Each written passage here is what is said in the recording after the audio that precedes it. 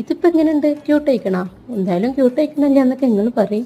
എന്തായാലും ആദ്യം നമുക്കൊരു പേപ്പർ ഫ്രെയിമിന് തന്നെ ഉണ്ടാക്കാം. അതിന് ഓരോ സെൻറ്റിമീറ്റർ അളവിൽ 4 ഭാഗത്തും വരച്ച് അതിൻ്റെ 4 കോണുകളും കട്ട് ചെയ്തിട്ടാണ് പേപ്പർ ഫ്രെയിം ഉണ്ടാക്കുന്നത്. ഞാൻ ഫസ്റ്റ് ടൈമാണ് പേപ്പർ ഫ്രെയിം ഉണ്ടാക്കുന്നത്. റെഡിയാവോ ആവില്ലെന്ന് അറിയില്ല. എന്തായാലും നമുക്ക് ട്രൈ ചെയ്യാം. എന്തായാലും ഇവിടെ പേപ്പർ ഫ്രെയിം ഏകദേശം റെഡി ആയിട്ടുണ്ട്. പക്ഷേ എൻ്റെ 4 കോണുകളൊന്ന് ചെറുതായിട്ടൊന്ന് ശരിയാവാണ്ട്. ഇൻഷാ അല്ലാഹ് അടുത്ത് നമുക്ക് പേപ്പർ ഫ്രെയിം ഉണ്ടാക്കുമ്പോൾ എന്തായാലും സെറ്റാക്കാം. എന്നാലും ചെറിയൊരു പേപ്പർ ഫ്രെയിമൊക്കെ അയക്കണല്ലേ. അടുത്തത് നമുക്കൊരു റെഡ് കളർ പേപ്പർ എടുത്ത് അതേപോലെ ഒന്ന് ചുറ്റി കൊടുക്കുക. റെഡ് മാത്രമല്ല കേട്ടോ, ഒന്ന് പിങ്കും ഉണ്ടായിക്കോട്ടെ. കുറച്ച് അധികം തന്നെയാണ് ആക്കുക. എന്നിട്ട് പിന്നെ നമ്മൾ ഉണ്ടാക്കി വെച്ചൊരു പേപ്പർ ഫ്രെയിമിൽ ആർട്ട് ഷേപ്പിലൊന്ന് ഓരോന്ന് ഇങ്ങനെ ഒട്ടിച്ചു കൊടുക്കുക.